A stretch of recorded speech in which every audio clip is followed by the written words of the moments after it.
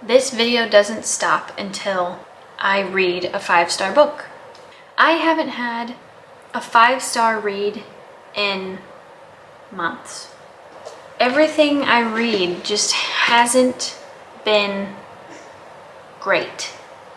Simple as that.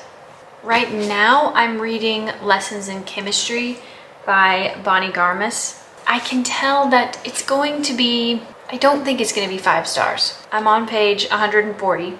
It is a bit slow already, which kind of bumps it down at least half of a star. I've been in the mood for something romancy, something light and easy to read, and people rave about these books. So we're gonna try it out and we're gonna see. I think we're gonna start here.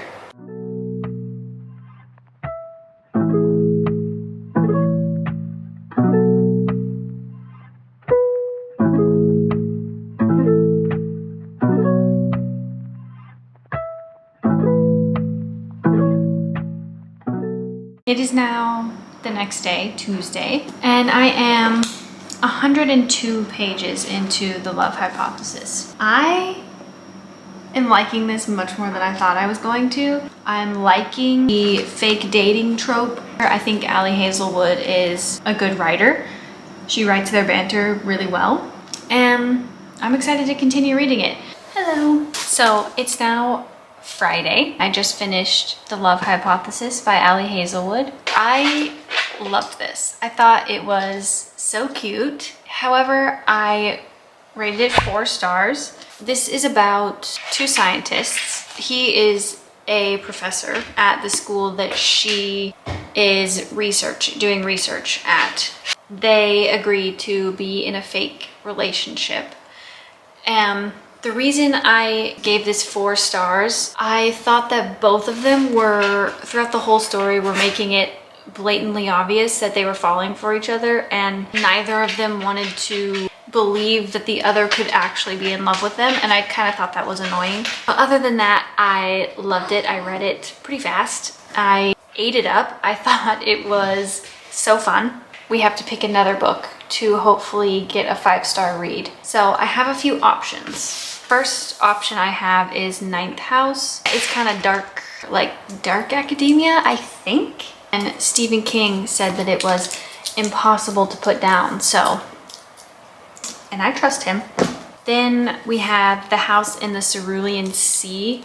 I know absolutely nothing about this. I have seen it on Book Talk and TikTok and BookTube, and people say that they love it. When I bought this and I went to the checkout, the girl behind the counter said that it was super cute. So that's exciting. It looks super cute. This cover is just adorable. And then if I'm looking for something a little bit creepy, I have The Housemaid by Frida McFadden. I think it was Haley Pham that said that this was a 5-star read for her and was amazing. And I'm kind of in the mood for like a thrillery type book. So this one I think is going to be my first choice. I'll let you know.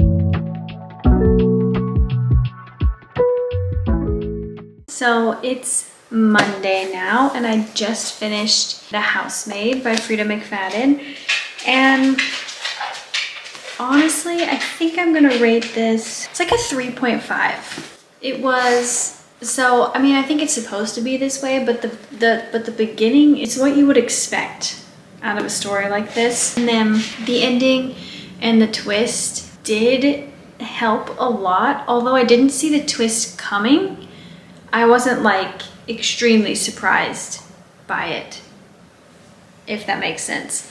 It was easy to read and it was very enjoyable, but it was also kind of predictable. So, kind of predictable and kind of what I expected it to be. Looks like we are continuing this video.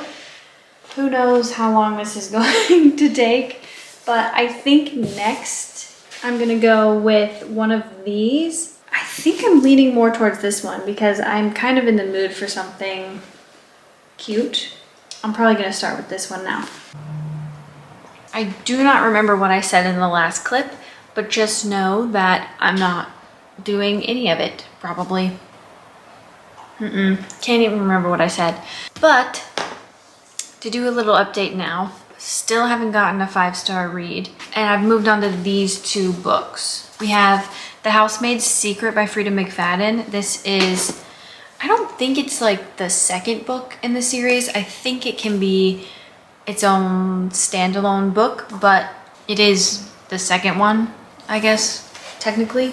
And then I have Legends and Lattes by Travis Baldree. I want to read something cozy, but I also want to read something that is kind of exciting at the same time. I'm hoping one of them is a 5-star because I still haven't gotten it, and I feel a slump coming on because I haven't read anything that's excited me very much. That sucks. Keep you updated. Little side note for everybody. I got these clear sticky notes to annotate my books. I don't like writing in my books, but I do want to make notes. But there's not very many pens that work on them. Let me know if you have any suggestions. I don't know if maybe I should get like a Sharpie or something, but let me know if you know what pens work on these.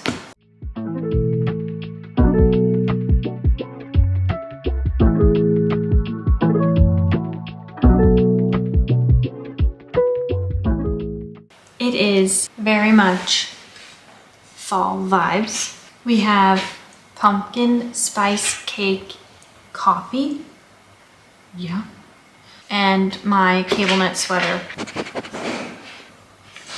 Yeah, Katie Kara. I also gave this 3.5 stars. I'm pretty sure I gave the first one 3.5 stars too. This was going to be lower until the end. The end actually got me.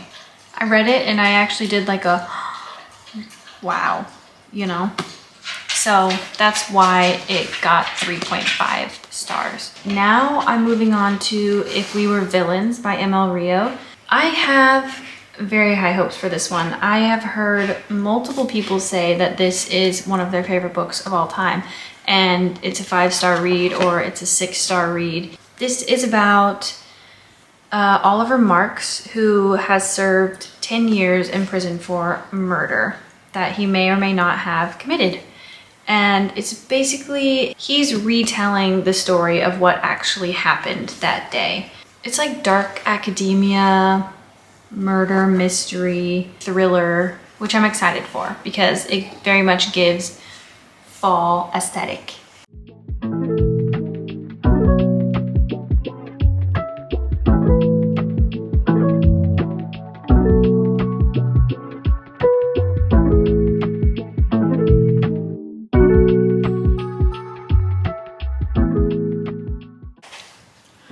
Good morning. I am on page 120 of If We Were Villains. It's been hard for me to get into. It's just starting to get to a good part, I think. Today's gonna be an easy day. I have nothing to do, really.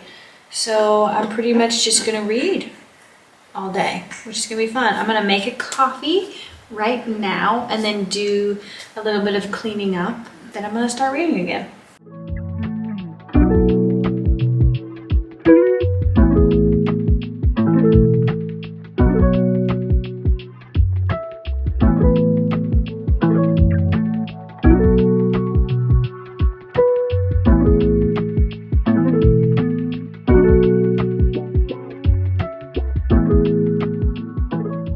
I just finished If We Were Villains by ML Rio, and I gave it 4 stars.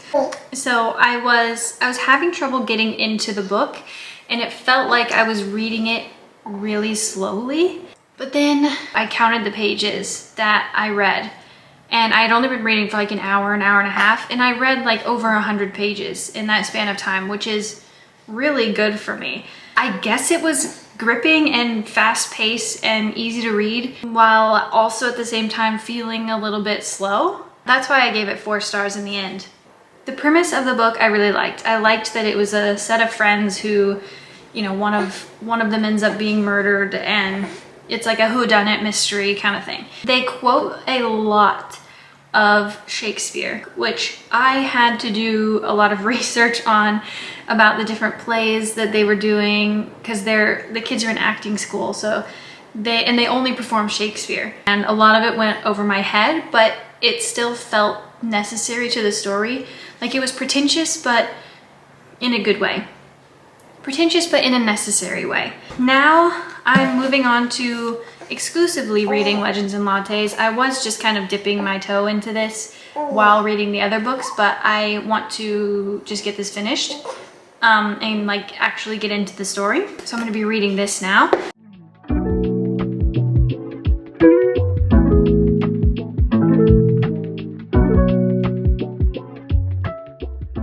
Guys, we did it. We found a 5-star read. This was so cute. So cute, so cozy. I loved it. Definitely my 5-star read. This is about an orc named Viv who has hung up her sword, hung up her life of violence, and is ready to slow down and live a calmer life. She moves to this small town called Thune, where she opens a coffee shop, and no one in this little town knows what coffee is. Viv meets a whole cast of characters along the way, which just culminate into this beautiful found family trope. I never once felt bored, and Travis Baldree is a great writer and does a great job of making the story still interesting, even though nothing is really going on. I found myself wanting to jump back into this world even after having just put it down. We finally found our 5-star read, so hopefully we can keep this streak going in the month of October, and I can have lots more 5-star reads to come. Bye!